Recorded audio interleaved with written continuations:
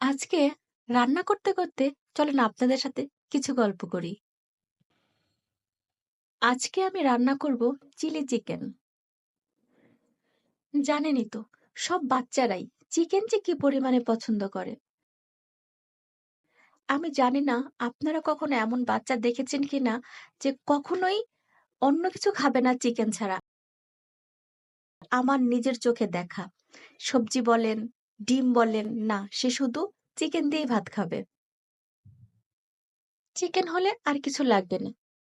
Chicken fry বলো, চিকেনের কারি বলো, চিকেনের যেকোনো কিছু হতে পারে। কিন্তু সে অন্য কিছু খাবে না। আমি নামটা বললাম না। নামটা বললে জেনে যাবে যে কে আমি এখনো জানি সে বুঝতে পারছে যে আমি কাকে বলছি। বাচ্চারা চিকেন খেতে চাবে এটা ঠিক আছে, এটা খুবই স্বাভাবিক। কিন্তু এরকম অনেক বড় মানুষও আছে যারা সবসময় চিকেনই খেতে চায়। না পেরে অনেক ঠেকায় পড়ে মাঝে মধ্যে হালকা পাতলা মাছ বা একটু সবজি খায়। কিন্তু তাদের সপ্তাহে ২-৩ দিন চিকেন লাগবেই। আমার কেন জানি মনে হয় সবসময় চিকেন খাওয়াটা ঠিক না। আপনারা কি বলেন? ঠিক বলেছি না?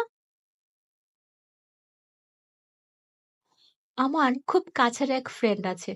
ও সবসময় চিল্লাচিল্লি করে। আমার বাচ্চা, আমার জামাই শুধু চিকেন, চিকেন রান্না করে। ওদের জন্য আমি একটু মাছ রান্না করতে পারি না, মাছ খেতে পারি না।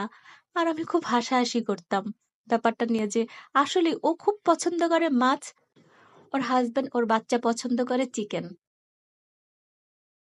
যেকোনো গোশতেই খায়, তার ভেতরে চিকেনটা ওদের বাসায় একটু বেশি হয়।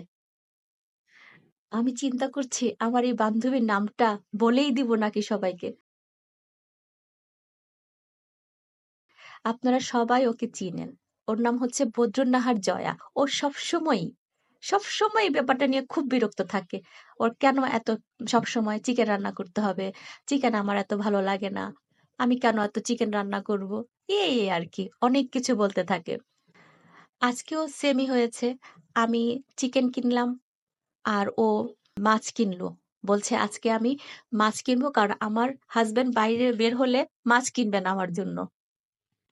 তাই আজকে বদ্রনাথ জয়ের কথাটা একটু বেশিই বললাম। আমার মনে হয় আমার মোটামুটি সব ফ্রেন্ডরাই ওকে চিনেন।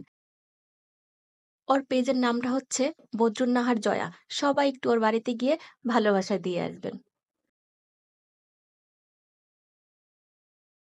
সবার জন্য আমার পক্ষ থেকে ভালোবাসা অবিরাম। সবাই ভালো থাকবেন।